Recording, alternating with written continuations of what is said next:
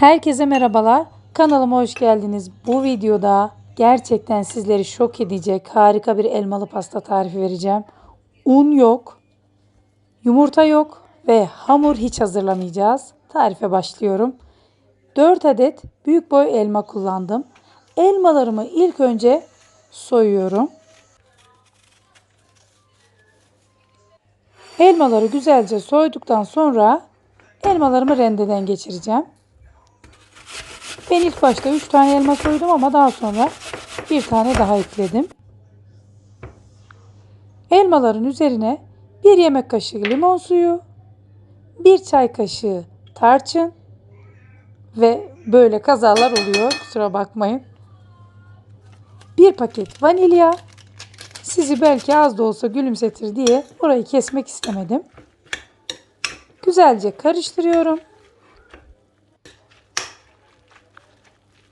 Ve elmalı karışımımız hazır. Bunu bir kenara alıyorum. Şimdi diğer kabımın içerisinde 1 su bardağı irmik,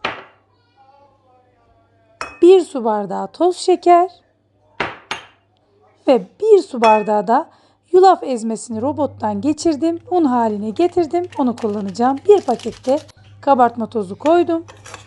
Bu karışımı güzelce karıştırıyorum. Karıştırdıktan sonra 4 tane su bardağına eşit miktarda bu hazırlamış olduğum karışımı böleceğim.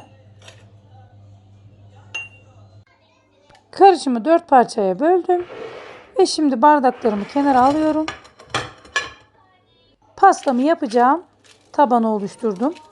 22-24 santimlik kalıp kullanabilirsiniz. Ben kelepçeli kalıp kullanacağım. Şimdi alt kısmına ve kenarlarına tereyağı süreceğim. Bolca sürün lütfen. Kenarlarını da yapıştırdım. Ve şimdi ilk olarak bardağımın birini altına döküyorum. Bu verdiğim elmalı pasta tarifini bir kere deneyip tadına bakanlar sık sık yapacaklar. Ayrıca bu arada internette unla yapıyorlar. Sizlere kesinlikle tavsiyem yulaf ezmesiyle deneyin. Tadı damağınızda kalacak, yemelere doyamayacaksınız.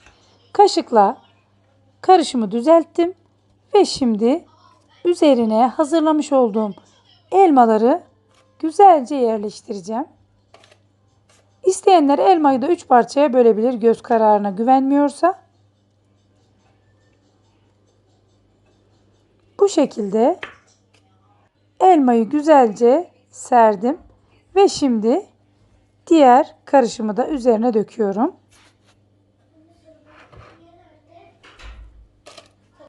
Yine kaşıkla düzeltiyorum. Videolarımı beğeniyorsanız lütfen kanalıma abone olmayı unutmayın. Ayrıca videolarımı sevdiklerinizle paylaşarak bana destek olabilirsiniz. Ve videomu buraya kadar izleyenler bana yorum bırakırlarsa çok mutlu olurum. Tekrar elmalı karışımın ikinci katını da yerleştiriyorum. Yine kuru karışımı döküyorum. Kaşıkla düzeltip en son elmalı katımı da yerleştireceğim. En son elmanın üzerine de kalan kuru karışımı güzelce yaydım ve tereyağını böyle gördüğünüz yarım santim kalınlığında doğradım ve bütün pastamın üzerini tereyağıyla kaplayacağım. Tam olarak 90 gram tereyağı kullandım. Her yerini güzelce kapladım ve şimdi 180 derece ısıttığım fırında 35-40 dakika pişirdim. Kontrollü olarak pişirin lütfen. Üzeri güzelce kızardıktan sonra fırınınızdan çıkarabilirsiniz.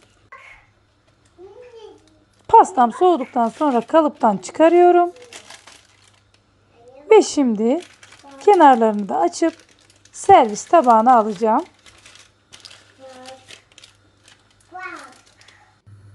Servis tabağına da geçirdim. Dilimleyerek sizlere daha yakından göstereceğim. İnanın bu aşamada tadına bakmak için sabırsızlanıyorum. İddia ediyorum herkes sizden tarif isteyecek ve lezzetine doyamayacaklar.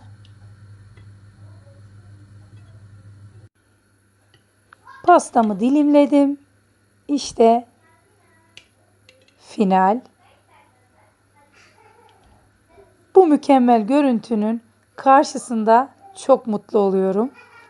Çok basit, 5 dakikada hazırlayıp fırına vereceğiniz ama lezzeti hazırlamasının kat be kat üzerinde olan bir pasta tarifi. Servis tabağına aldım ve sizler için tadına bakacağım. Bu arada bizim küçük yaramaz Lina'nın gülme sesi de videoya ayrı bir lezzet kattı. İnanın abartmadan söylüyorum, çok lezzetli. Tadına doyamadığım için 2-3 çatal daha almaya karar verdim. Sizler de mutlaka deneyin ve bu kolay ve lezzetli tarifin tadına bakın. Bana yorumlarınızı yazın. Yine güzel bir videonun sonuna geldik. Videomu izlediğiniz için çok teşekkür ederim. Hoşça kalın, afiyetle kalın ve videoyu paylaşmayı unutmayın.